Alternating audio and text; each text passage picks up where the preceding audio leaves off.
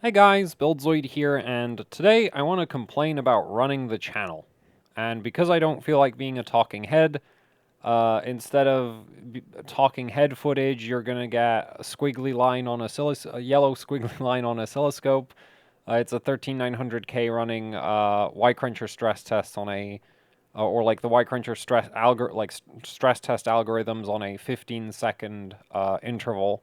So it changes algorithms every 15 seconds, and that I've set it up like that because it makes the squiggly line more interesting rather than because this is how you're supposed to use Y-Cruncher. This is not really how you're meant to use it. It's just makes the oscilloscope footage less boring to watch. So anyway, I want to complain about running the channel, mainly about the video production side of it, because yeah, I hate producing videos. I really do. I hate cameras, I hate OBS, I hate microphones. I don't edit my videos because I don't want to, like, if I did edit videos, then that would just get added to the list of things I hate about making videos and be right there alongside the cameras. I don't script my videos for basically the same reason, because basically I don't enjoy making videos, right? At which point you might be like, but Buildzoid, why do you have a YouTube channel if you hate making videos so much? Well, the thing is, I do kind of want to share, or maybe, it's maybe not even kind of, like, I do want to share interesting information, right? And YouTube is just sort of the most profitable way of doing that. Yeah, that's the best way to put it. Because people wouldn't pay for articles. Nobody pays for articles, and articles don't pay for themselves with advertising because, yeah. Um, so instead, I share information about like computer hardware in the form of videos. And for the last many, many months, I've been really struggling with video production. And it's not because of like, material limitations of like, oh, my equipment's not good enough. That's not a problem. Like the oscilloscope that, is on screen right now is literally so good that I feel unworthy of using a piece of test equipment this capable. Um, my soldering equipment is more capable than I am. Like, you know, um, or yeah, more capable than I am in the sense that I'm literally not using it to its maximum potential. Like, there are certain things that it could do that I don't do with it because I can't do it. And I'd like to improve on that front, but yeah. That ultimately still, like, me improving on like improving my soldering skills further wouldn't, fix the video production issues. Um, and then in terms of like access to hardware, I've got more boards than ever. I've got more CPUs for the current generation of platform than ever. Right? Like for AM5, I have a 7600X. Yeah, 7600X, 7950X, 7900X. Um, I also had access to the 7800X 3D for a little bit for video production. That CPU now lives in my daily system. It's a great daily CPU. So yeah, even my daily system isn't like built from completely spare parts. Like my daily system is nicer than ever. Um, Still doesn't make it any easier for me to produce videos because like I don't edit, so the actual like performance of my personal system really doesn't affect my ability to produce a video. It's not like, like once I press the stop recording button in OBS, that's the production side done, right? The video is finished at that point. I just need to upload it. So whether my daily system had a 3950X in it or a 7800X 3D really doesn't make a difference to that. Anyway, and then for like Z790, I have a 13600K. That's actually pretty good. I have the 13900K, which is an absolute potato on the memory controller side. Seriously, I recently figured out that CPU is so bad that it literally cannot enable XMP for like moderate speed DDR5 kits on the Apex because the auto voltage values on the Apex do not assume that a CPU could be as bad as my 13900K. Like, literally, if I enable a DDR5 7200 XMP with that CPU on the Apex, it doesn't post. Because the Apex is literally not set up to deal with a CPU that bad. So that's great. That chip's absolutely amazing. And I do also have a 13900KS, which is significantly better than the 13600K and the 13900K, but it's still not, like, I don't know. In terms of the memory controller, it doesn't seem amazing. It's not like it does DDR5 8000 with particular ease, or really at all, depending on what your definition of stable is. Mine is that it needs to pass like 12 hours of stress tests. If we cut that down to 3 hours of stress tests, then yeah, sure, it does DDR5 8000. If you actually don't want the CPU randomly not being stable, then it's not actually capable of DDR5 8000. But yeah, so like I have access to more CPUs than ever, more boards than ever, better equipment than ever, and I struggle to produce videos. You know, and the funny thing is, even like PCB breakdowns historically weren't really bottlenecked by equipment at all. They were mostly bottlenecked by my ability to find high res enough PCB pictures, and then like documentation for the various components used on that card, which would either be limited by my ability to read part numbers from the photos I have access to, or if I did have part numbers for certain chips, you just can't get any data sheets, right? So that would potentially be a limiting factor for the PCB breakdowns historically, but these days that's really not much of an issue for me, right? And yet, like, making PCB breakdowns is just, and it, like, I still enjoy looking at GPU PCBs. I don't like making PCB breakdown videos, right? So it's like, so that's kind of the thing. Oh, and also on the resources side of things, like ultimately the motivation behind making this video is I've had 3 new Z790 motherboards show up, and like that, you know, when they arrived, I had that like realization of like, oh no, I need to make videos about these, and that's a problem. Which is why I've decided, like, ultimately, like, I'm making this video at this point. Because, yeah, I don't know what to really do about it. Because, like, I still find, like, testing interesting. And then it's like, so I still find the hardware interesting, you know, and then it's just like, man, I hate producing videos. Like, so much. And some of it can be traced back to, like, the comments under videos, because, like, I've complained about this before, that, like, the PCB breakdowns have been getting more and more bloated, because, you know, like, I'll release a PCB breakdown, I'll read the comments, I'll see some comment where somebody didn't understand some part of the video, so in a future PCB breakdown, I addressed whatever that person didn't understand in the previous one, and that gets carried forward. So the end result is, like, I mean, the early days of well, the really early PCB breakdowns, when I first started doing them, like, they were not great.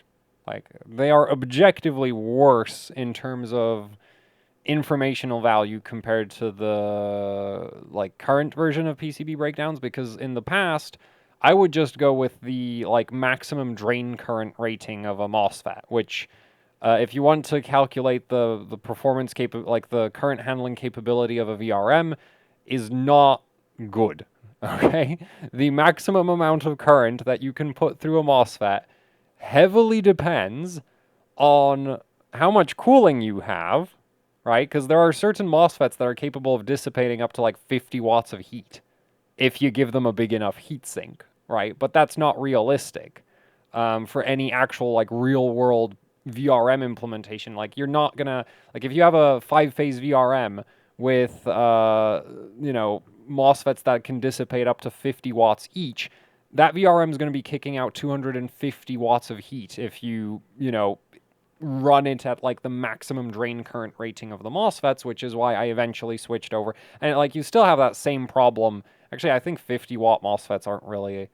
Well, okay, no. If you search hard enough, you'll eventually find 50-watt MOSFETs, but that's a bit extreme. It's more like 10 to 20 watts that you would realistically see in MOSFETs used in, like a GPU VRM, though.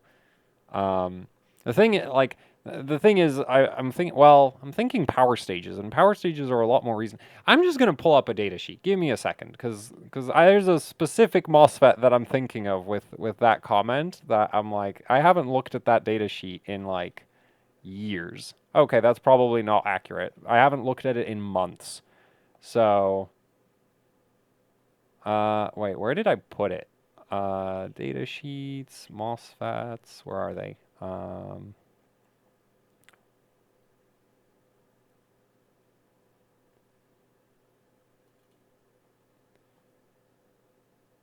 Okay,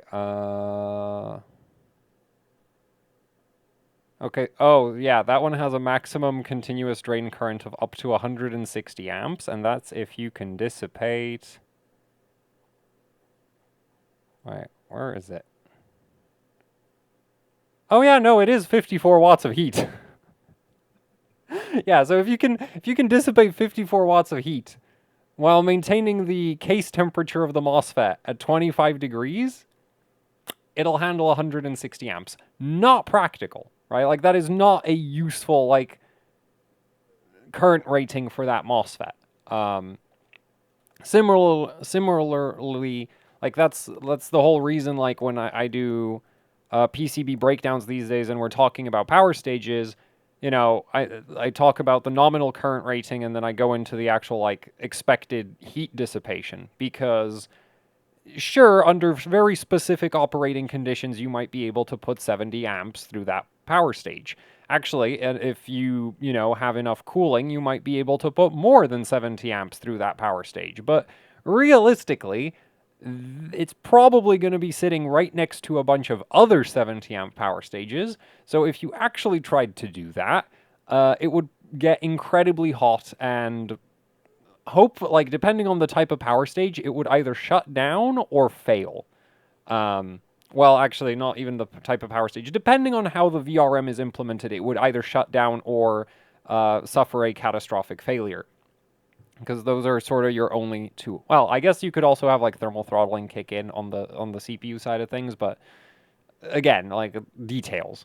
So, and that's kind of my point, right? Like, with the PCB breakdowns, is like they've gotten really, really bloated, because just saying, oh, it's a whatever current rating power stage is like, it's not enough. Like, it just isn't enough, because you can't just say, oh, there's 24 70 amp power stages, because that, like, all, somebody will go like, oh, they can handle 1400 amps, and it's like, yeah, if you had like 300 watts of cooling, sure, you can do 1400 amps.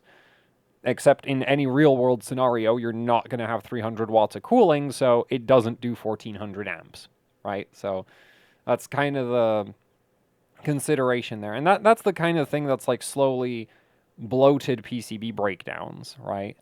And it's just frustrating. And every time I want to do a, like the thing for the issue that it causes for me is like, I'll see like one thing about a PCB that I'm like, oh, this is interesting and exciting for me, because it's like, oh, I haven't seen this before. Like some recent low end GPUs have like thermal optimization to the power planes.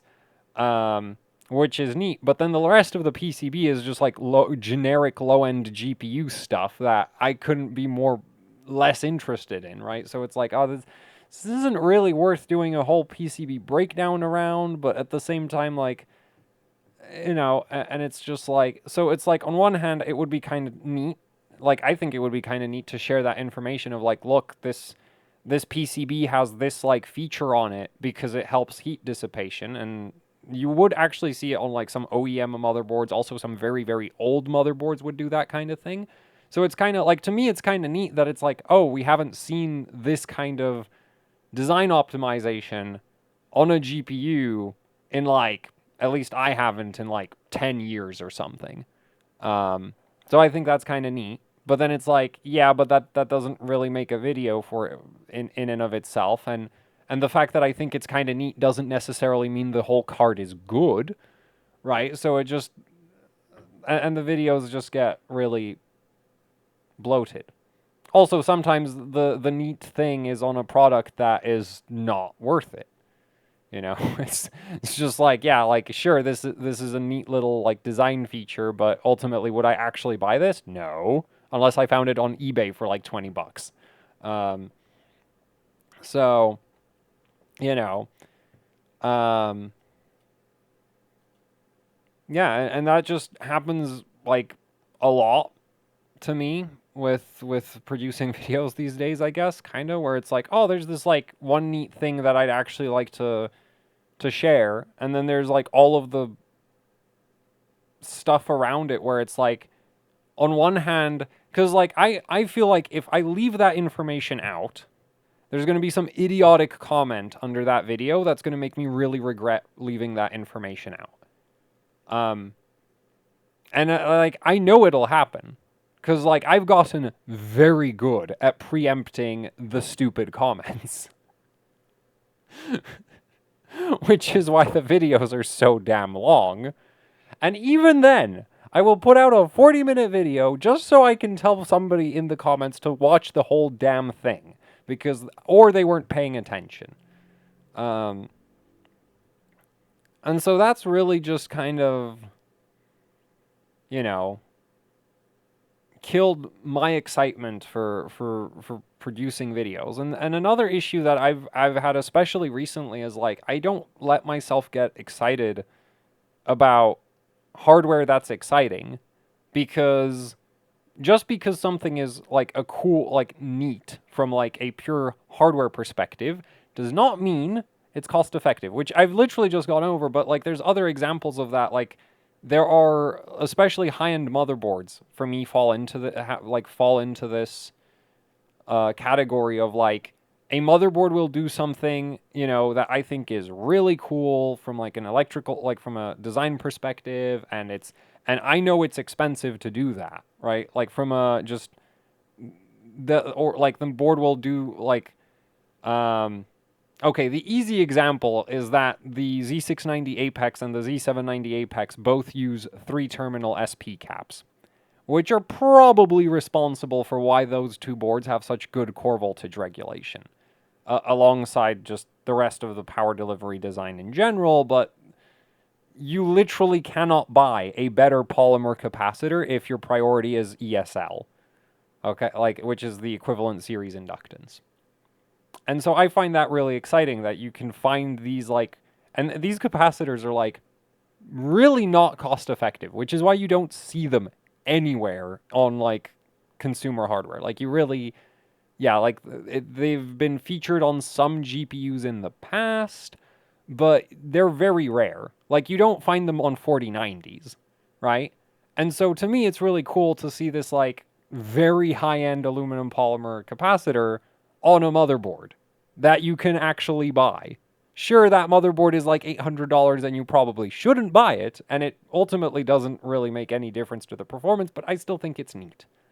And I think it's exciting. But I can't really, like, I feel like if I get overly excited in the video about this arguably completely unnecessary, like, manufacturing expense, it'll lead somebody to make a really poor purchasing decision. You know? And I'm not saying like, look, if you're an overclocking enthusiast and you want a motherboard that like if you want an Apex, you have my full support on that. But it's like if you're building a gaming system,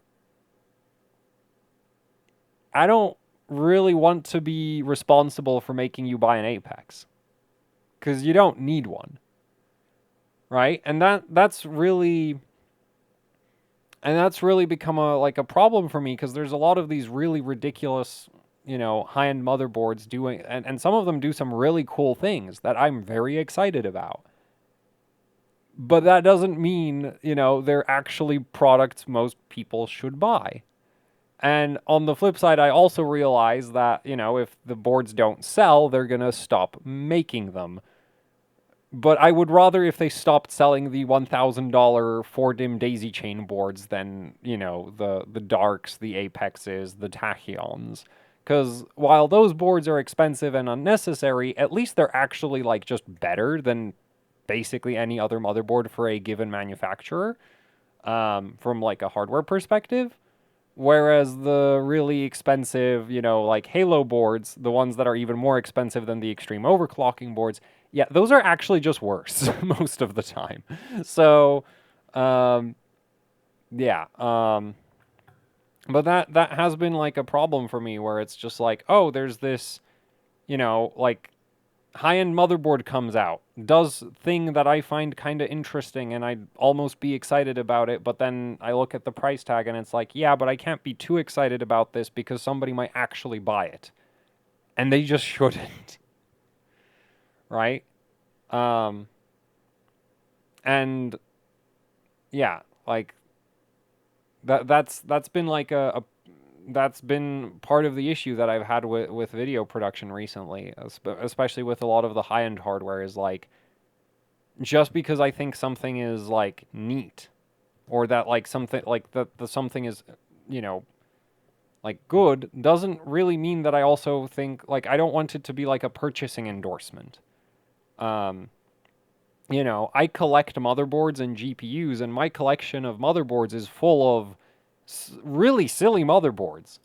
Motherboards that when they were relevant were like $500, right? And that like which back in the day was like what you had to spend to get the very best of the best when it comes to motherboards. So yeah, I have just some insane motherboards in my collection, and I have them because they're ridiculous. Like I have, I think, I have a Z7. Like the easy one is the Z77 UP7 from Gigabyte. That motherboard has a 32 phase V-Core VRM. And when I say 32 phases, I mean it actually has 32 interleaved PWM signals. Now, admittedly, it's because it runs like 8 quadruplers, so ultimately the controller is still an 8 phase, but it is 32 phases. Right? Like you do have 32 PWM signals that are out of phase with each other thanks to all the quadruplers. That motherboard is really silly. I have two of them. The first one, yeah, like the second one was because I found it for like a ridiculously good price on eBay. Like a lot of those high-end boards, even these days, are going to be sort of around the $100 mark, and this one was like way below that. I think it was like $50 or something. So it's like, I was like, well, it's a cool board. And on that note, I also have a Z87 X Power, which is MSI. Like MSI saw Gigabyte do 32 phases on the Z77 board, and MSI was like, yeah, we can do that too. So on the Z87 board, MSI had this ridiculous, utterly pointless 32 phase VRM. Like it is as like on both of those boards, it's completely pointless because on the Z77 board, like that 32 phase is powering a quad core CPU. On the Z87 board, it's more pointless because now you're still powering a quad core, but that quad core has a has the fully integrated voltage regulator from Intel. So the current draw of a 4770K or a 4790K is actually lower for any given level of power consumption than the current draw of like a 2600K or a 3770K. And actually the 2600K can get quite thirsty if you really push it. Still not thirsty enough to justify 32 phases, but it can get quite thirsty.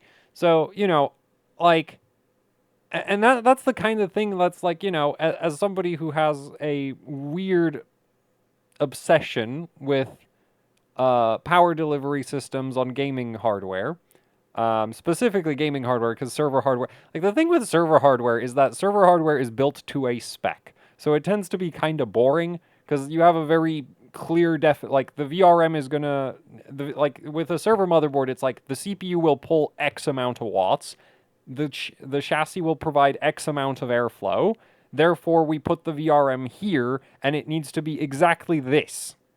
And anything more than that is an unnecessary expense, and anything less than that is not going to be reliable, right?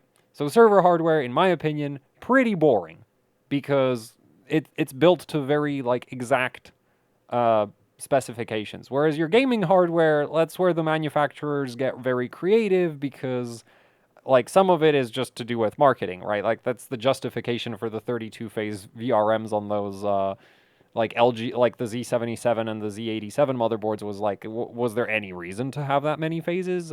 No, but it did allow the manufacturer to put a bigger number on the box. So, you know, bigger number, more better. And so, yeah, and in a way, it works on people like me, right? Because I literally have two UP7 I literally have two Z77 UP7s. Um, but you know, so like I get excited about that kind of thing, and that kind of thing is still going on with modern hardware, right? So it's like I can't even say it's like, oh, I'm not interested in modern hardware because it's boring. I will say it's a bit boring that like most motherboards these days just have some random configuration of power stages based on what price tag it's at, right? Like you'll have your 12 power stage, then your 16 power stage, like yeah, like below $200, you'll have something between 8 and 12 power stages. At around $200, you might have something from like 12 to 16 power stages. At $300, you'll have like 18 power stages. $500, you hit like 20 power stages. And then once you go past that, you get the like 24 power stages.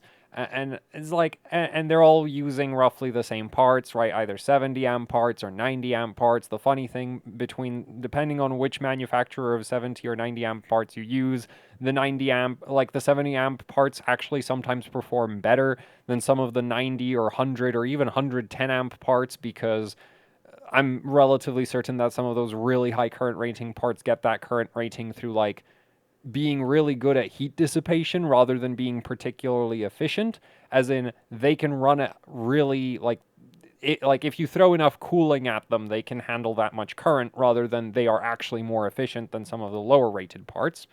Because yeah, I've tested some boards where I've actually run into that where it's like on paper this should be more efficient, and then you take the VRM heatsink off and it's like actually this runs hotter than this like other board with cheaper, like with on paper weaker parts. And the reason you need to do that test without the heat sinks installed is because obviously if you design a better heat sink, then it doesn't matter how inefficient the parts under the heat sink are if the heat sink is efficient enough, right? So you need to, and even then you run into the issue of like, yeah, but if there's differences in how well the PCB dissipates the heat, so it gets really annoying and complicated. But, you know, it's less, you want to eliminate as many variables as possible, and so it's like, well, both boards have an 8-layer PCB. One of them has 70 amp power stages, and the other one has 110 amp power stages, but the 70 amp parts are running cooler.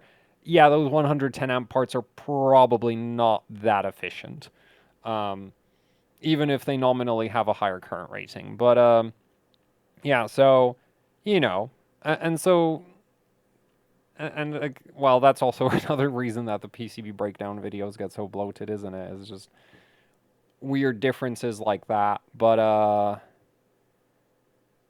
yeah, so it's not like, because like I've seen you know people say, oh, like modern hardware isn't interesting, and it's like I wouldn't agree with that statement.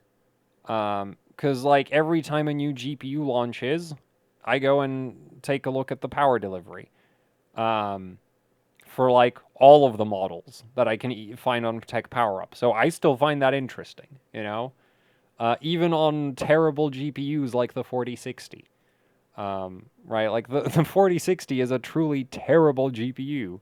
Still didn't stop me from checking out what kind of VRMs it ships with. Actually, if I'm not mistaken, the 4060 is the card that actually, like, some manufacturers decided to add the, like, oh yeah, yeah, it is the 4060 that has the like exposed like partially exposed power planes to improve the heat dissipation of the PCB itself,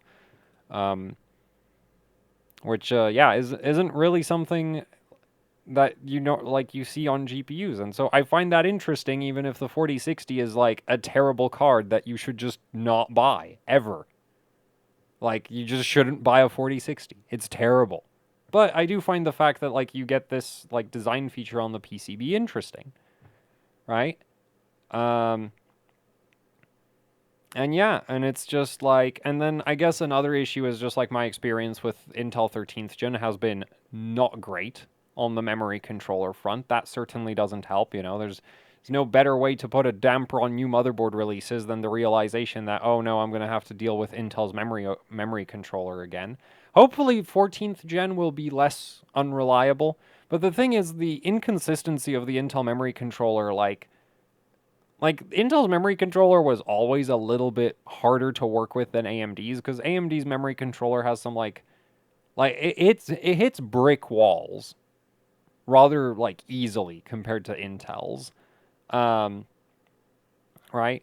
But so even like Intel 10th gen, which I would say is a sensible, well-behaved memory controller without the weirdness of everything that came after it. Um, Even there, like you could spend a lot, like you would potentially spend a lot more time tuning a 10th gen Intel than like the 5000 series or 3000 series Ryzen chips, because 3000 series, 5000 series Ryzen chips, whatever your what your max memory clock is defined by whatever Infinity Fabric speed you can run, right? So if you can't and there's a pretty hard limit on most CPUs as to what Infinity Fabric speed you can run. Like either you can run like 1900 usually you'll be able to run like 1866 if your CPU is terrible, or 1900 if your CPU is like an average, well, average or good, depends on how you look at it. But I've like not run into a 3000 series or 5000 series that can't do 1900, though I haven't had that large a sample size of 5000 series. But the thing is, the memory controller on those chips is so much better than the Infinity Fabric that like you don't have to deal with like actually, you know, dialing in the memory controller really so much as you just have to like there's a few ways to get the memory controller to do certain speeds, and then it's just kind of like you're done. There's not a lot of fine tuning to be done. Whereas on like Intel 10th gen, right, depending on the board and depending on your memory sticks, you can, you know, you'll hit memory speed limit somewhere between like 4,000 and maybe even 5,000, depending on what memory chips you're using. So there's a lot more like, you know, you need to sort of figure out where the limit is. So that takes more time. Whereas with Ryzen, it's like you can kind of autopilot to 3800 and you're probably going to be done. Um, but then Intel 11th gen came out and Gear 2 became a thing. And Gear 2 has training issues. Always had training issues. On 11th gen, once you went past, like, again, it depends on the motherboard, but once you went past, like, say, 4400 on Gear 2, there were retrain stability issues. A lot of them. It was really annoying. I remember being exceptionally frustrated trying to stabilize like DDR4 4800 on a Z590 Dark with an 11900K because sometimes it would work and sometimes it wouldn't, because Gear 2 is just bad for stability, or like having consistent stability. And then 12th gen came around, and it's the same thing. Once you push the memory controller to a high enough clock in Gear 2, it has retrain issues, and it's not consistent. And then 13th gen comes around, and it's the same thing, except at even higher speeds than before, and arguably less consistent. So, yeah, I don't really have high hopes that 14th gen will drastically change the fact that, like, once you push any, like, literally any Intel memory controller that has a Gear 2 mode, if you push the Gear 2 mode, like, as you start approaching the limits of the Gear 2 setting, the memory training gets horrible. Absolutely horrible. And that hasn't changed for years now. So yeah, I'm not really particularly thrilled about Z790 refresh boards because I'm probably going to have to deal with that again.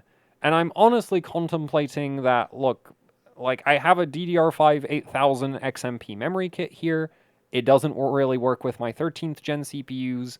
I also have a DDR5 7800 XMP memory kit, which works ever so slightly better with my 13th gen CPUs. Like, that one actually doesn't just immediately fail every stress test if I turn on the XMP profile. It takes a few minutes to fail every stress test instead, but, like, you can, oh well. If you spend enough time with fiddling with the voltages, eventually 7800 works, whereas 8000 is like, yeah, I haven't done that. Um, but, yeah, so I'm kind of thinking, like, look, if whatever 14th gen CPU I end up with doesn't just do DDR5 8000 at XMP without, like, spending, I don't know, months trying to make it stop erroring after 12 hours in a stress test, I am just not going to make any more Intel memory overclocking content.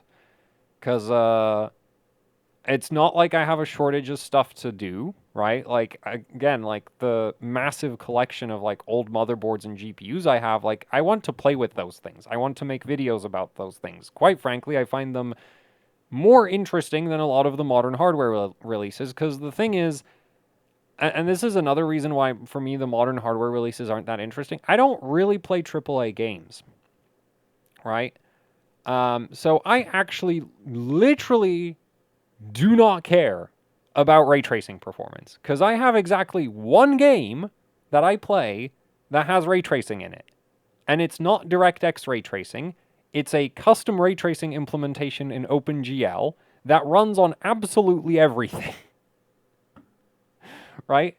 So it's not even like it doesn't benefit from NVIDIA RTX because it'll literally run on an RX 580. It won't run very well on an RX 580, but like it's not DirectX ray tracing, so you don't actually need the built-in ray tracing hardware for it, as far as I know. It just needs like a lot of raw GPU compute power.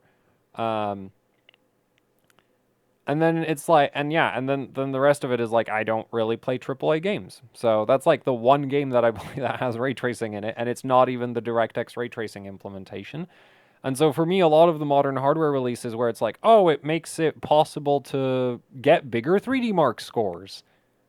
And I'll be completely honest with you, pushing the core clock slider on a 4070 Ti or a 4090 or a 7900 XT is basically as entertaining as doing exactly that on a GTX 570. Arguably, it's actually more entertaining on a GTX 570 because there's a lot more overclocking headroom on one of those than on basically anything released in the last couple years.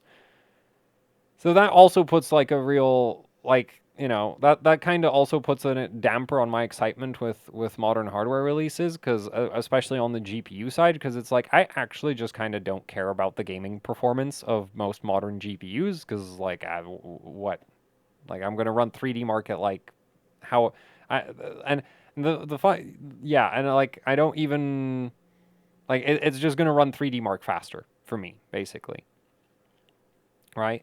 Um, And so I guess you could argue that's like an issue of like modern games not being very good. That's not even the GPU's fault in my opinion. It's just like at like the last AAA game. Oh, well, no, I play Need for Speed Unbound, but Need for Speed Unbound, to my knowledge, doesn't have ray tracing in it. Um, and yeah, it runs fine on my 4070 Ti. Well, actually, that's not.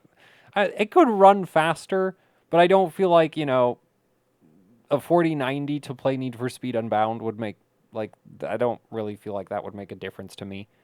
Um, so, yeah, so that's sort of, also kills some of the, like, interest that I have in modern hardware, because it's like, when I was getting into PC gaming, and that was around like 2012, 2013, like there was a lot of games that like they were A, I wanted to play them, and B, they were hard to run. And these days we get plenty of games that are hard to run, right? Like I watch a lot of like other YouTubers content, like people who actually run gaming benchmarks, and I see all these games that, you know, they run like trash, but I don't actually care if they run like trash because I'm never going to play them. Right? So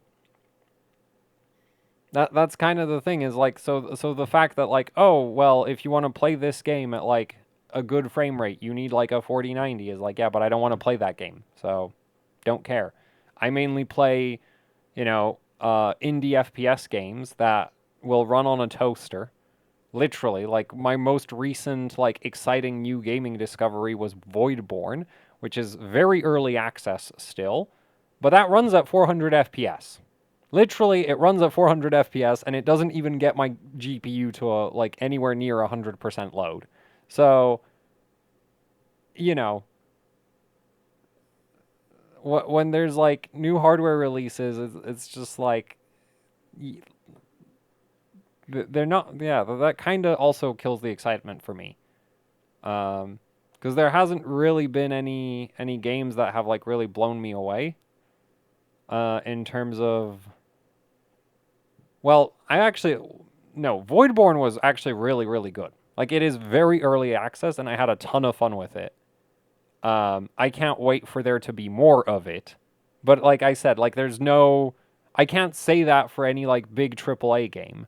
Like I play an awful lot of Need for Speed Unbound, but I find that Need for Speed Unbound for me is more like I tolerate this. I don't really have very high standards for racing games, and especially not for like street racing games because those are super rare.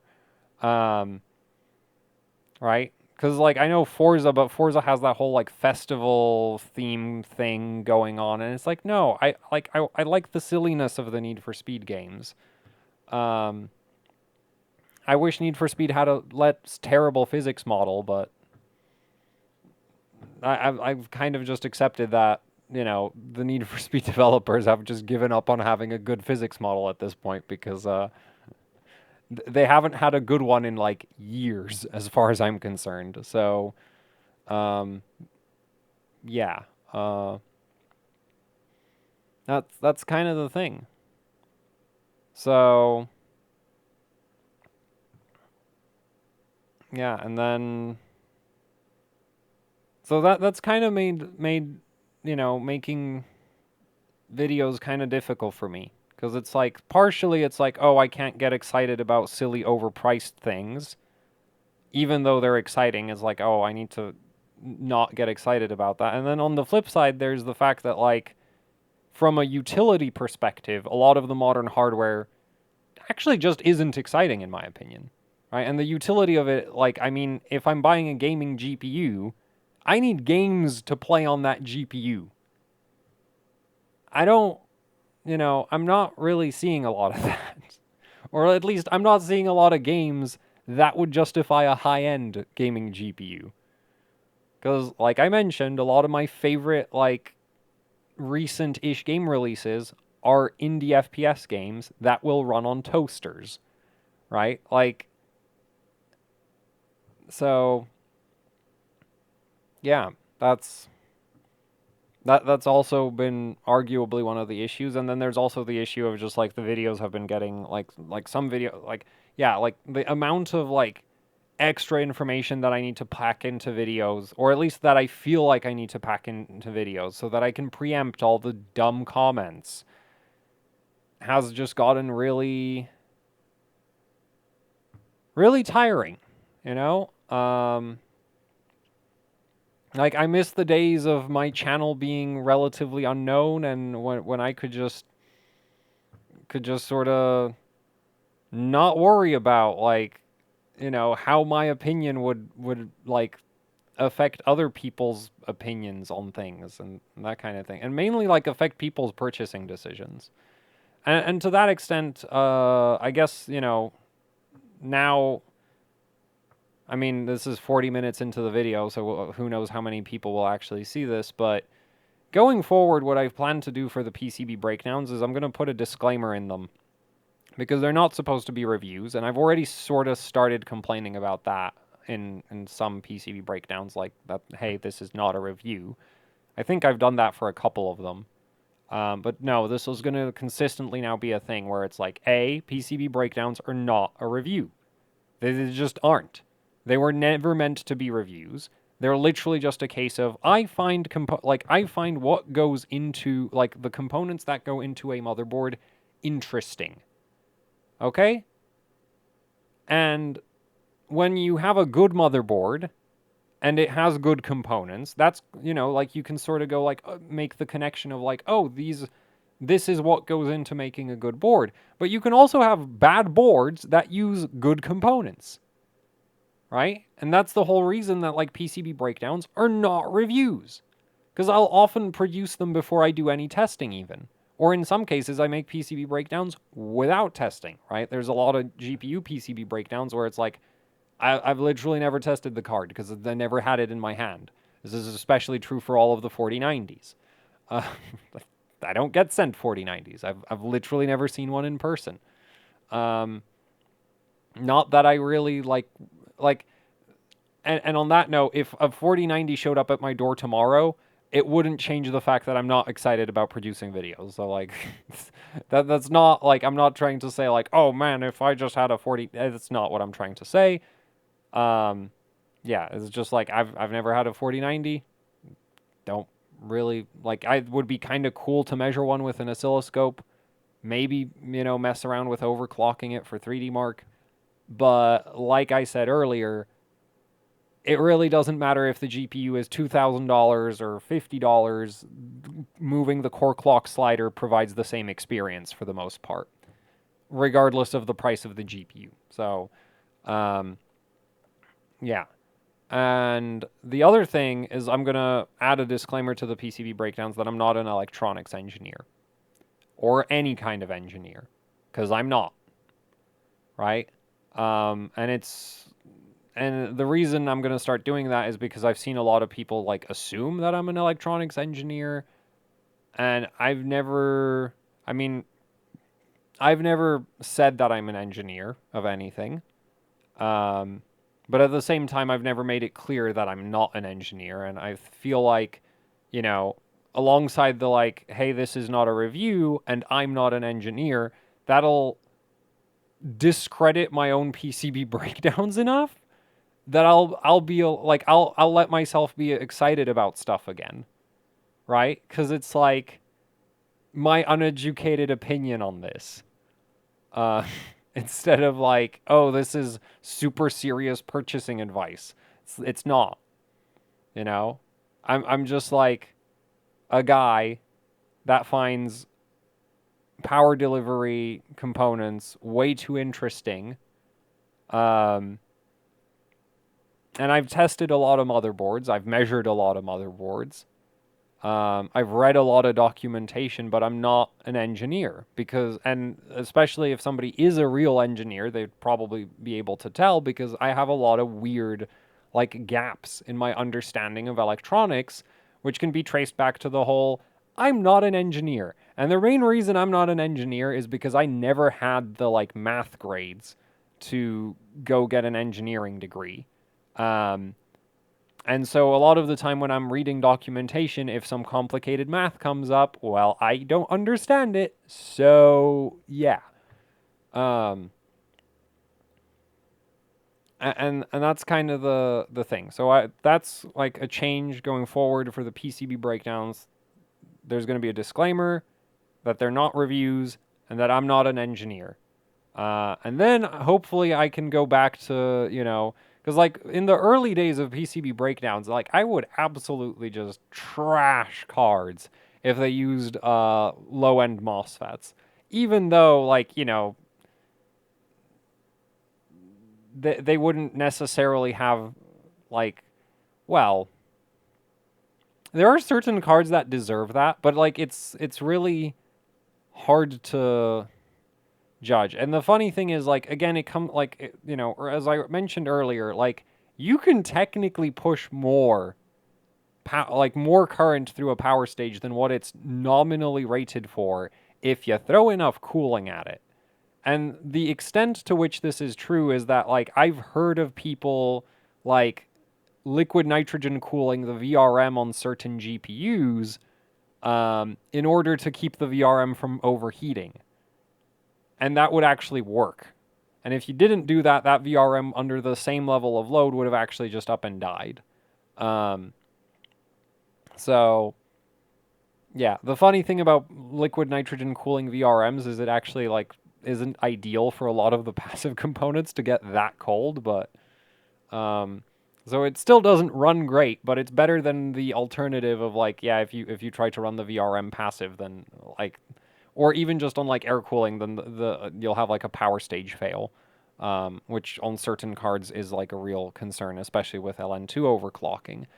And so, yeah, so I kind of want to like, so that's one thing that I'm definitely going to be doing going forward is just put that disclaimer into the PCB breakdowns because yeah, that I feel like if I do that, I'll be allowed to take the PCB breakdowns less seriously, which would make them more exciting for me again, right?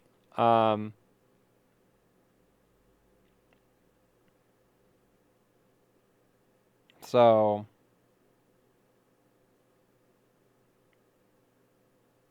yeah,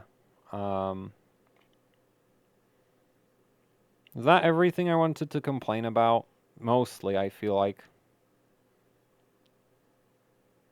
Yeah, so that's kind of there's also like the channel. Okay, no, actually I have more complaints. The channel generally just has an identity crisis because or it does it have an identity crisis? I have an identity crisis. Or like the part of me that deals with producing videos has an identity crisis because I never understood why anybody watches my videos. Yeah.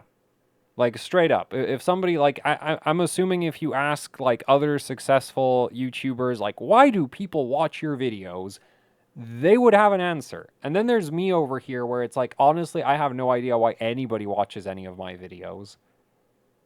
Straight up, no idea. And maybe I shouldn't concern myself with that. And not concerning myself with that is something that I've said to myself many times. But, you know, like telling yourself that you're not going to care about something and actually not caring about something, not very easy to do. So, yeah, that also creates the just eternal struggle that I have with producing videos for AHOC, where it's like, but I don't know if people will find this interesting. But I don't know if people find anything I produce interesting, and apparently some people do find some of my content interesting. So, like, I'm evidently not very good at judging what people want to watch on my channel. And maybe I just shouldn't care. Or not even maybe. Like, I definitely shouldn't care because at least if I didn't care, then I'd be producing more videos. And we would, like, it would address that, like, that original sort of purpose or like well there's there's a few different purposes to the channel but like one of the reasons the channel exists is like I want to share information that I find interesting about computer hardware, right? um and there is a lot of information that I want to share, like an absurd amount. That's why I complain about, you know, the backlog of just stuff that I haven't tested and stuff I want to do. I mean, I don't think, like, I complain about it more on live streams than I do on the channel because the channel, you know, try, the channel, I try to keep the channel, like, relatively put together, but the live streams are just a complete disaster where they go completely off the rails. But, yeah. Um, so, like, and that's, like, and by the backlog, I mean, like, the massive hardware collection. Like, that is actually the backlog. And then there's even, like, when modern hardware gets released, that adds to the backlog. And it really doesn't help that I very easily get decision paralysis, which basically means that if I get sent one review sample, that's not too much of a problem. Two review samples, now we're starting to, you know, put some stress on my decision-making skills. Six review samples or more, and it's like, yep, I quit. I can no longer choose what to work on first. Because you run into that issue. Like, you get the like budget motherboard the mid-range motherboard, and then the ultra high-end one, and then like the actual, like the one designed for actual overclocking. And it's like, well, I want to play with the one designed for overclocking, even if it's going to be limited production and there's going to be like, nobody's ever going to actually be reasonably able to buy this. Gigabyte is especially good at doing that with the Tachyon boards. And then there's all the other boards which like people might actually want to buy. So it's like the like consumer conscious, like the consumer friendly side of my thought process is like, oh, I should talk about the mainstream motherboard and the budget motherboard, because that's what like people actually care about and what they might actually want to buy. And then there's the me side of it where it's like, but I want to play with the overclocking one. And then, instead of actually making a decision, I just don't do anything. And it helps, especially when there's a bunch of those motherboards instead of just 3, right? Like, I simplified the example down to 3, but sometimes I have a lot more boards than that, and that makes it so much worse. But honestly, even just 3 boards already starts becoming a major problem. Because the thing is, you can test so many things per motherboard, right? Like, and it's not just the testing, because on my end, it's like, okay, so there's the PCB breakdown, and I don't know if, like, maybe I should only do PCB breakdowns for motherboards that I find truly interesting, but then it's like, but then again, we go back to that, yeah, but people might be interested to see what components go into the motherboard that they're actually gonna buy, instead of the one that Buildzoid cares about.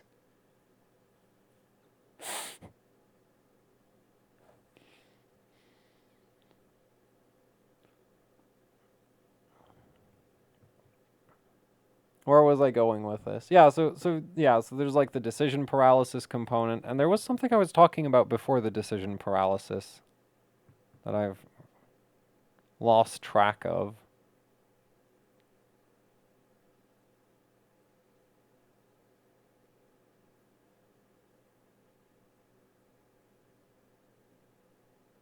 So yeah, like, I'm a mess. Oh yeah, there's the whole, like, I don't know why people watch my videos, and how I probably just shouldn't concern myself with that. Oh, right, I wanted to talk about, like, the 3, or is it 3? I'm not sure, but the, like, core reasons of why this YouTube channel exists. 1, I want to share, information about computer hardware that I find interesting. I've mentioned that multiple times, but that is definitely one of the reasons for why the channel exists. 2, and I'm going to put this the silly way, I want to bully motherboard manufacturers into making motherboards that appeal to my demands. To some extent, I've succeeded. Gigabyte is actually regularly selling Tachyon boards now. Somewhat. The Apex boards are actually, like, regularly available. Motherboards tend to have a lot more USB Type-A ports these days. ASRock released a board like the B650 Live Mixer. Actually, Gigabyte has gone as far as reducing the number of audio ports on their motherboards in order to fit more USB Type-A. So, to that extent, I'd say I've been rather successful. So it's like, yeah, share information about computer hardware, get motherboard manufacturers to make motherboards that appeal to me, right? It's just like, there, like, hey, like, does an industry you're interested in not produce the thing that you want them to produce? Become a reviewer. Force them into producing the thing. Otherwise, you don't give them good review scores. I mean, I don't actually hand out review scores or make reviews, but, yet for some reason, boards these days do seem to have an awful, like there was a period of time when the number of Type A ports was, like, dropping on the rear I/O of motherboards, which peaked with, like, yeah, I think the peak example of that would be the MSI X570 Godlike. That had 4 USB Type A ports. 4. It was a $700 motherboard with 4 USB Type A ports, if I remember correctly. That is not okay. At all. So, yeah, and these days, like, I don't think there's any way that you would get a motherboard that expensive with that few USB Type A ports these days. So, in the rear IO. Like, obviously, I know there's the internal ports, but then with the internal ports, you need adapters, and it's just like, man, why can't the board just come with that? Especially when it's $700. Like, why should I buy adapters for my $700 motherboard? This is, like, that's just stupid. So, anyway, yeah, so that's, like, one of the goals is, like, get manufacturers to produce motherboards that I like. And 3 was to get more people into competitive overclocking. There's no ulterior motive behind that. I just think, like if you like building computers and messing with computer hardware, basically for the sake of messing with computer hardware, competitive overclocking is like ideal for that, right? It gives you an excuse to just like mess with old GPUs.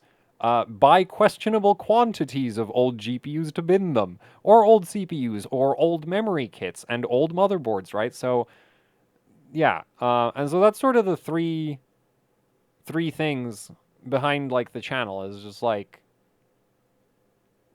I want to share information about computer hardware that I find interesting. Get more people into competitive overclocking just because I think it's neat and it's fun. Or at least I think it's fun. So you might find it fun too, or you won't. And if you don't, then you don't have to get into it. It's actually one of the things that like makes me kind of sad is when I see, like, you occasionally see these cases of like people getting like way into extreme overclocking. And they get like they speed run the hardware bot rankings and then they quit in like a year or two. And I find that kind of sad because it's like, did you actually enjoy this, or were you just like, I need to win? Because like I don't really have that many top scores to my name, but I just enjoy just, taking random GPUs and seeing how far you can push them. Because I'm weird like that. It's not really that different from what you do in a lot of like management games, in my opinion, right? You also just kind of push numbers around for the sake of pushing numbers around. But yeah. And then the last one was like get motherboard manufacturers to produce motherboards that appeal to me. So yeah. Anyway, I kind of feel better at the end of this video, though I don't know if that's actually going to last or if tomorrow I'm going to wake up and be miserable about the fact that I have videos to produce. Or should I say videos to record? Because there's not really a lot of production here at AHOC, is there? I mean, I don't write scripts. I do prepare like notes. If there's like a lot of information that I need ahead of time, I'll prepare notes. Because like I can remember a lot of random stuff, but not with 100% accuracy. So that's what the notes are for. I don't edit.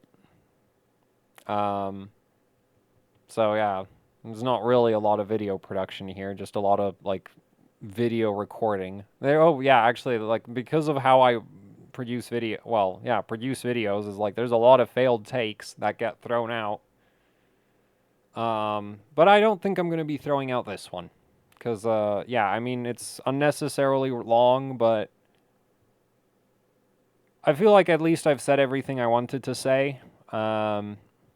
And I don't feel like condensing this would serve any purpose. You can always watch it at 2x speed or whatever. I mean, if you can even, like, tolerate the first 10 minutes of me whining about how hard it is to make videos about, expensive motherboards because I can't be excited about the expensive motherboards that get sent to me. That is such a it's not even like a first world problem. That's like I don't even know, it's bad. That's just bad. I don't know how else to describe it. But it's like that's just how I feel about it, So yeah. Anyway, yeah, hopefully this if nothing else, I hope this like clears my head enough to like produce videos. Not maybe at like a pace of like at some point in time I was like, "Oh, I'll make a video every other day." Because again, I have a huge backlog of information that I'd like to share. But I'm also not that productive, so a video every other day would actually just kind of kill me, so that's not happening. And I know it'll kind of kill me because I've tried that in the past and it did. Like I was just like mentally non-functioning after maybe a few weeks of that. I mean, I'm usually not very mentally functioning, but that was like accelerated descent into non-functional state. So I don't know. I might target like 3 videos a week, something like that. Because again, like it's not for me. It's not even like a trying to appease the YouTube algorithm. It's just like there is a lot of information I want to share, and I do want to share it. I just don't want to record videos. It's like that's the conflict there, right?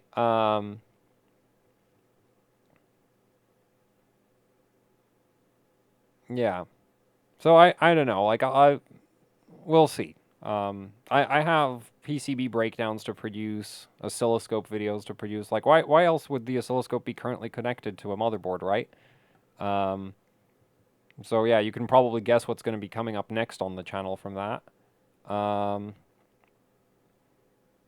And yeah, because like I do, like I've still, like I've been, like I still do a lot of hardware stuff. It's just it's not been getting into videos recently, mostly because I've not been managing to record videos because I suck, I guess.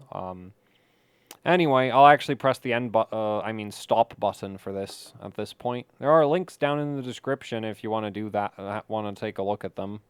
If you've somehow lasted for the last hour and 6 minutes to get to this point. So yeah, I guess thanks for watching, and sorry for wasting your time. I hope my next video isn't this freaking useless. Bye.